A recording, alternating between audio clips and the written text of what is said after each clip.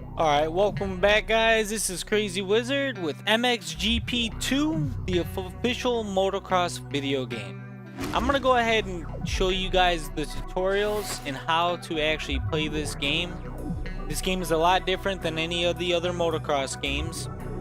You can't just hold the right trigger down, the gas, the whole way around the track. If you do, you're gonna end up falling, getting cross-threaded, flying out of berms, and your lap times are going to be a lot slower because you're going to be wrecking and you're going to be overshooting all your jumps. This game, you actually have to slow down for the turns. So let's go ahead and show you guys the tutorial videos on how to play this game. Right now I configured my controller so that RB is the clutch, along with my right trigger is the gas, my left bumper is going to be my front brake, and left trigger is my back brake. So let's go ahead and show you guys some of the tutorials. Here's the clutch. You need quick reflexes and coordination for a good start. Before the start, press the clutch, put your weight on the front, and accelerate until the limiter threshold. As soon as the gates go down, let go of the clutch and give it full gas. If you manage it at just the right time, you have a good chance of pulling off a hole shot.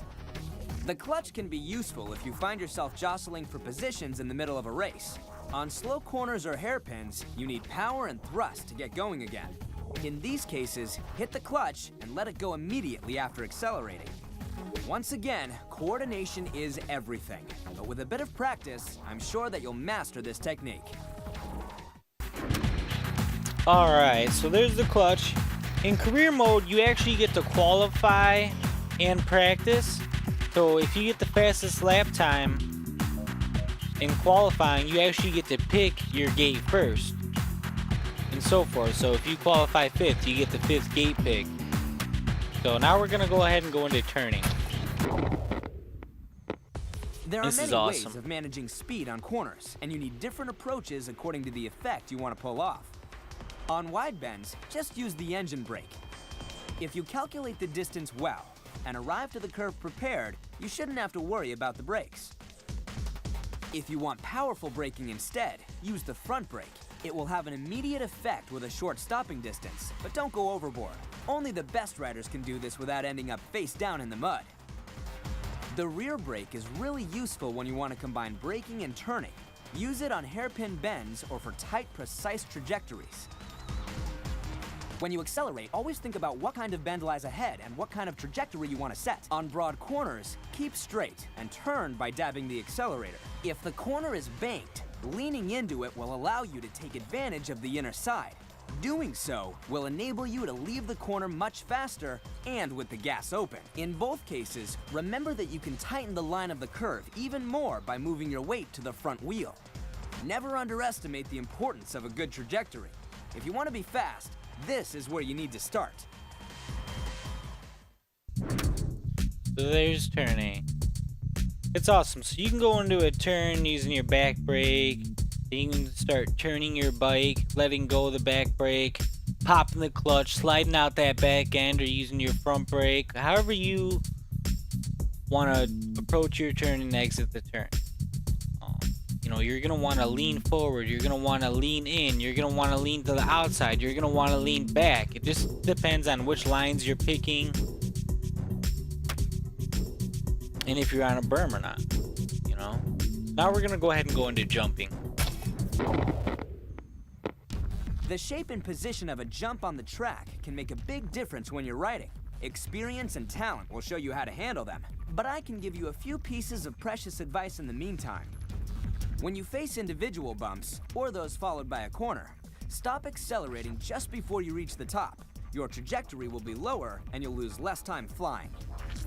If you have to tackle one or more jumps instead, you will need a decidedly longer trajectory. In this case, tackle the ramp by moving your weight to the back.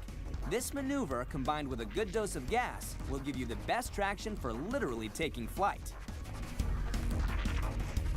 A series of bumps are also handled by putting your weight to the back. The front wheel won't get in your way and will allow the rear shock absorber to absorb all of the ground's irregularities. Alright, now we're gonna go into air. Perfect control of the bike in midair will help you land well, without taking unnecessary risks. The best way to land from the jump is to keep the wheels as parallel as possible to the ground. When you're flying, move your weight forward or backward on the bike to land with the most traction. Careful not to overdo it, or you'll find yourself on the floor before you know what's happened. You can also use the accelerator and rear brake to steer the bike while flying. Using the former, the bike will point upwards. Using the latter, it will point downwards. One technique is no better than the other, and only practice will tell you which is more efficient for your riding style. Yeah, online, I've been focusing a lot on just being consistent and trying not to overshoot my jumps. You know, a lot of the guys are just out there holding down the right trigger, just flying, getting as much air as they can, getting as much distance as they can, which isn't always what you want to do. You know, you want to be landing mainly on the landing part of the jump. That way when you land, you can get more speed instead of more hang time, which these other guys are doing.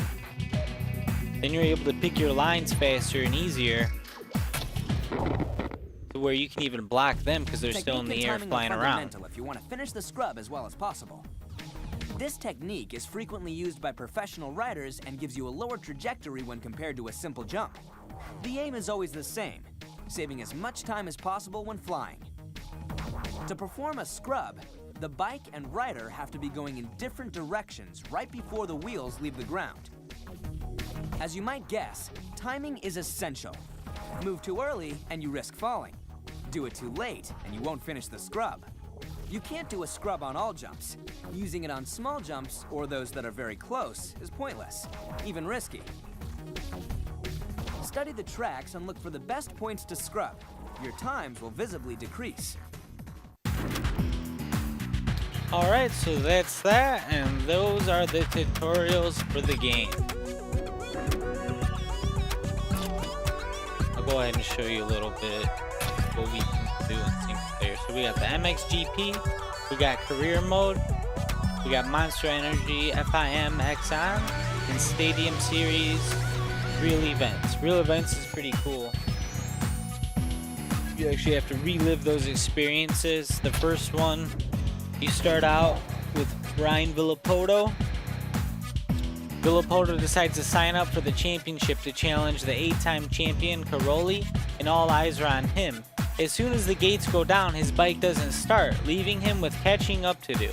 Change the outcome of the race and cross the finish line before Caroli. So in our next video, we're going to go ahead and show you guys some of the real events that you can do in MX